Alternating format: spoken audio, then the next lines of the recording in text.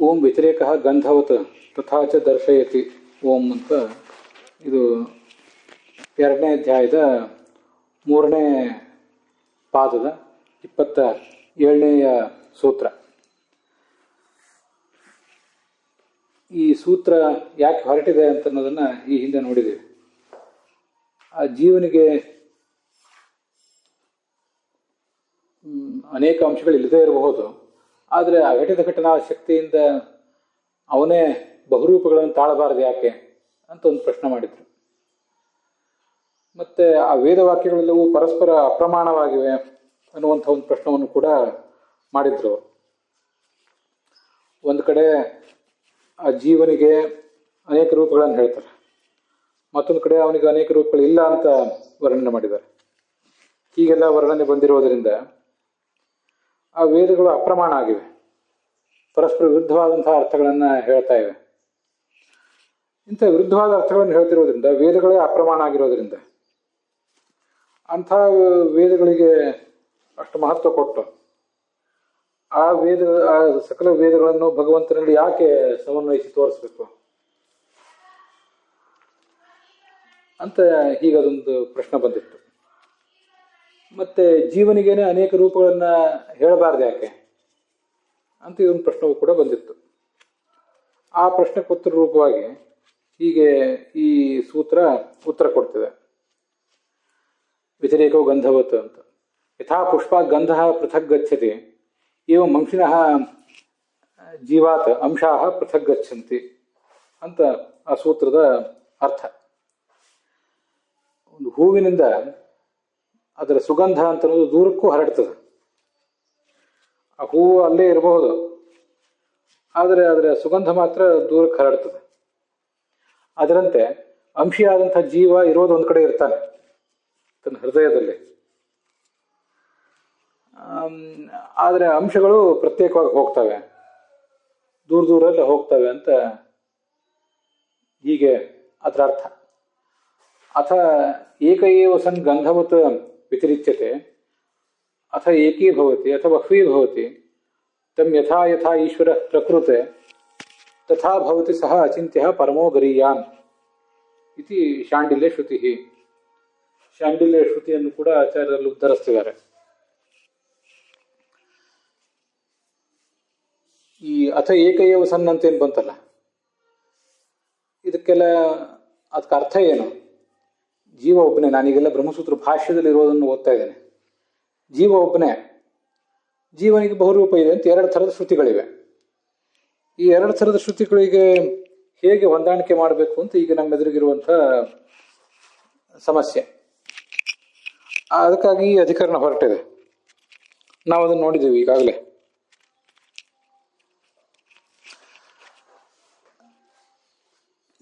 ವಾಸ್ತವಿಕವಾಗಿ ಅದರ ಉತ್ತರ ಏನು? ವಾಸ್ತವಿಕವಾಗಿ ಅಂಶಿಯಾದ ಜೀವ ಒಬ್ಬನೇ ಇದ್ದಾನೆ, ಅಂಶಗಳು ಅನೇಕ ಇವೆ, ಅದರಿಂದ ಜೀವನಿಗೆ ಬಹುರೂಪ ಇಲ್ಲ ಅಂತ ಏನು ಶ್ರುತಿ ಇದೆಯಲ್ಲ, ಅವನು ಸ್ವರೂಪತಃ ಅಂಶಿ ರೂಪದಿಂದ ಒಬ್ಬನೇ ಅಂತ ಅರ್ಥ. ಅಂಶಿಗಳೇ ಅನೇಕ ಇಲ್ಲ, ಅಂಶಿ ಅಂದ್ರೆ ಒರಿಜಿನಲ್, ಅವನು ಒಬ್ಬನೇ ಇದ್ದಾನೆ, ಅವನಿಗೆ ಬಹುರೂಪ ಇದೆ ಅಂತ ಇನ್ನೊಂದು ಶ್ರುತಿ ಹೇಳ್ತದೆ. ಅವನು ಒಬ್ಬನೇ ಅಂತ ಹೇಳುವ ಶ್ರುತಿ ಒಂದಿದೆ, ನಾವು ಅದನ್ನು ನೋಡಿದ್ದೀವಿ. ಸ ನಿತ್ಯ ನಿರವಯವ ಅಂತ ಹೀಗೆ ಹೇಳಿದಾಗ, ಅವನು ಒಬ್ಬನೇ ಅಂತ ಹೇಳಿದಾಗ ಅಂಶ ರೂಪದಿಂದ ಒಬ್ಬನೇ ಅಂತ ಅರ್ಥ.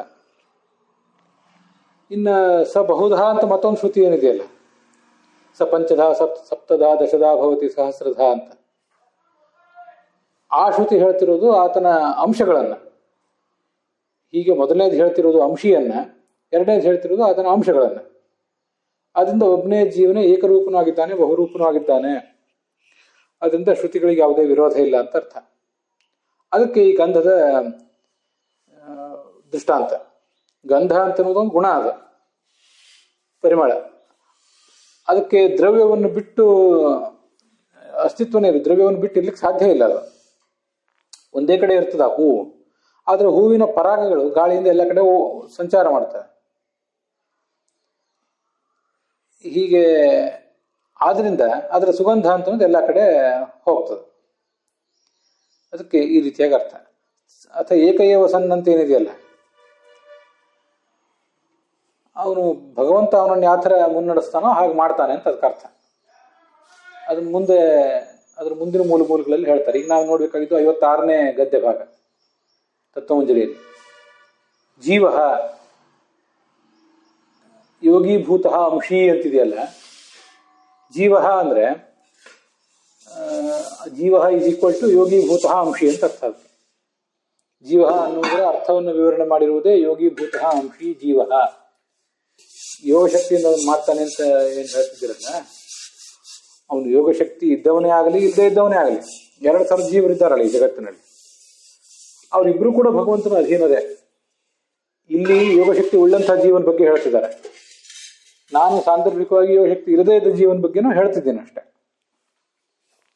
ಅವನು ಆ ಜೀವ ಭಗವದ್ವಶಃ, ಅವನು ಭಗವಂತನ ಅಧೀನನಾಗಿದ್ದಾನೆ. ಭಗವದ್ವಶ ಸನ್ನೇವ, ಭಗವಂತನ ಅಧೀನವಾಗಿಯೇ ಈ ಎಲ್ಲ ಕಾರ್ಯಗಳನ್ನು ಕೂಡ ಮಾಡ್ತಾನವನು. ಪೃಥಗ್ಗತಿಮಾನ್, ಅಂಶತಃ ಪೃಥಗ್ಗತಿಮಾನ್, ಭಗವಂತನ ಅಧೀನನಾಗಿಯೇ ಮೂಲ ಅಂಶ ಒಂದ್ ಕಡೆ ಕೂತಿದ್ರು ಬೇರೆ ಬೇರೆ ಕಡೆ ಸಂಚಾರ ಮಾಡ್ತಾನೆ. ಪೃಥಗ್ಗತಿಮಾನ್ ಇತ್ಯರ್ಥ. ಯೋಗಿ ಜೀವಸ್ಯ ಯೋಗಾರಾಜಿತ ಭಗವತ್ ಪ್ರಸಾದೇನ ಅಂಶಾನಾಂ ಪೃಥಗ್ಗತಿ ಸಂಭವೇನ. ಈಗ ಇಷ್ಟು ಮಾತ್ರಕ್ಕೆ ಅವನಿಗೇನು ಭಗವಂತನಿಂದ ಸಮಾನತೆ ಬರಬೇಕು ಅಂತ ಯಾರು ಪ್ರಶ್ನೆ ಮಾಡಬಾರ್ದು. ಇದೆಲ್ಲ ಯಾಕಂದ್ರೆ ಈ ಒಂದು ಅಲ್ಪಶಕ್ತಿ ಆದರೂ ಜೀವನಿಗೆ ಆ ಶಕ್ತಿ ಕಡಿಮೆನೇ ಇರಲಿ ಹೆಚ್ಚೇ ಇರಲಿ,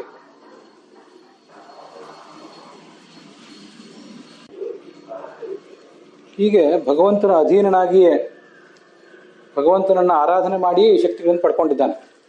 ಯೋಗಾರಾಜಿತ ಭಗವತ್ ಪ್ರಸಾದೇನ,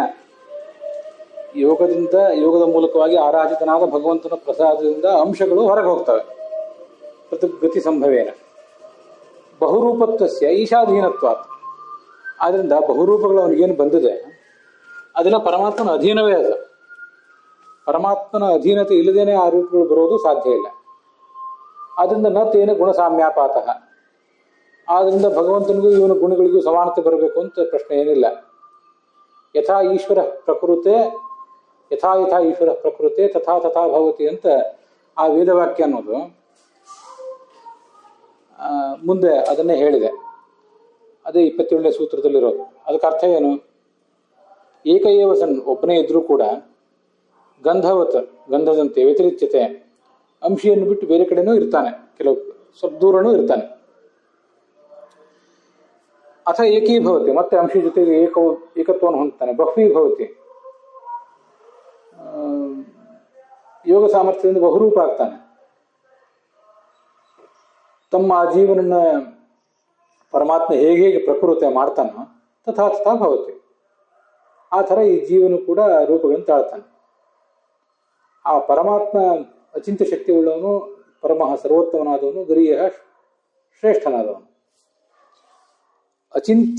ಅಚಿಂತ್ಯ ಈಶಶಕ್ತಿಯ ಹಿ, ಪದ್ಮಪುರಾಣ ಅದನ್ನು ಹೇಳ್ತದೆ. ಅಚಿಂತ್ಯವಾದ ಭಗವಂತನ ಶಕ್ತಿಯಿಂದಲೇ ಅಂಶರಹಿತನಾದ ಈ ಜೀವ ಏಕಃ ಅವಯವರ್ಜಿತ ಆತ್ಮಾನಂ ಬಹುಧಾ ಕೃತ್ವ ಕ್ರೀಡತೆ ಯೋಗ ಸಂಪದ, ತನ್ನ ಅನೇಕ ರೂಪಗಳನ್ನು ಮಾಡಿಕೊಂಡು ಈ ಜೀವ ವಿಹರಿಸ್ತಾನೆ ಅಂತ ಹೀಗದರ ತಾತ್ಪರ್ಯ.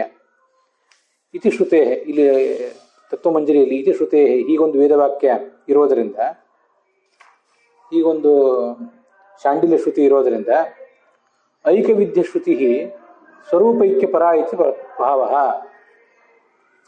ಹಿಂದೆ 2 ವೇದವಾಕ್ಯಗಳನ್ನ ಆರಂಭದಲ್ಲಿ ಪ್ರಶ್ನೆ ಮಾಡುವಾಗ ಹೇಳಿದ್ರಲ್ಲ, ಅವನು ಏಕ ಅಂತ ಒಂದು ವೇದವಾಕ್ಯ, ಅವನು ಬಹುರೂಪ ಅಂತ ಮತ್ತೊಂದು ವೇದವಾಕ್ಯ ಅಂತ, ಹೀಗೆ 2 ವೇದವಾಕ್ಯಗಳನ್ನು ಹೇಳಿದ್ರಲ್ಲ. ಈ ಅಲ್ಲಿ ಜೀವನಿಗೆ ಏಕತ್ವವನ್ನು ಹೇಳುವಂತಹ ವೇದವಾಕ್ಯ ಇದೆಯಲ್ಲ, ಅದು ಆತನ ಅಂಶಿಗೆ ಸ್ವರೂಪೈಕ್ಯವನ್ನು ಹೇಳ್ತವೆ. ಅಂಶದ ಕುರಿತಾಗಿ ಅದು ಮಾತಾಡ್ತಿಲ್ಲ. ಐಕವಿದ್ಯ ಶ್ರುತಿ ಅಂತ ಅಲ್ಲೊಂದು ವಿಸರ್ಗ ಬರಬೇಕು.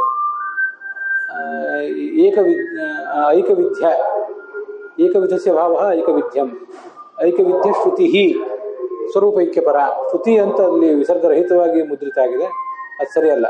ಶ್ರುತಿ ಸ್ವರೂಪೈಕ್ಯಪರ ಅಂತ ಈಗ ಅದನ್ನ ತಿದ್ದುಕೊಳ್ಬೇಕು.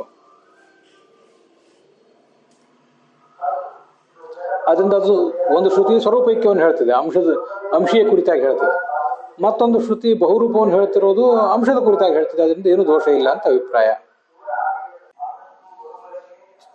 ಚತುರ್ಮುಖ ಬ್ರಹ್ಮನಿಂದ ಆರಂಭ ಮಾಡಿ ಪ್ರತಿಯೊಂದು ಜೀವಕ್ಕೂ ಸಮಾನವಾಗಿ ಬಹುರೂಪಗಳನ್ನು ಪರಮಾತ್ಮ ಕೊಡ್ತಾನೆ ಅಂತಲ್ಲ. ಅದು ಮುಂದೆ ಅಲ್ಲೆಲ್ಲೋ ಬಂದಿದೆ. ಅವನಿಗೆ ಆಯಾ ಜೀವನಿಗೆ ಎಷ್ಟೆಷ್ಟು ಯೋಗ್ಯತೆ ಇರ್ತದೆ ಅಷ್ಟಕ್ಕನುಸಾರವಾಗಿ ಅವನಿಗೆ ಬಹುರೂಪಗಳನ್ನು ತಾಳುವಂತ ಶಕ್ತಿ ಬರ್ತದೆ. ಅಂತೂ ಯಾರಿಗೆ ಎಷ್ಟೇ ಅಂತ ಶಕ್ತಿ ಬಂದ್ರು ಅದೆಲ್ಲ ಭಗವಂತನ ಆರಾಧನೆಯಿಂದಲೇ ಬಂದದ್ದು. ಇವನಿಗೇನು ಸ್ವತಂತ್ರವಾಗಿ ಬಂದಿಲ್ಲ ಅಂತ ಅರ್ಥ. ಮುಂದೆ ಆ ಅಂಶಗಳು ಮತ್ತಷ್ಟು ಬರೋಗಿವೆ. ಅಲ್ಲಿಗೆ ಈ ಭಾಗ ಸಮಾಪ್ತ ಆಗಿದೆ.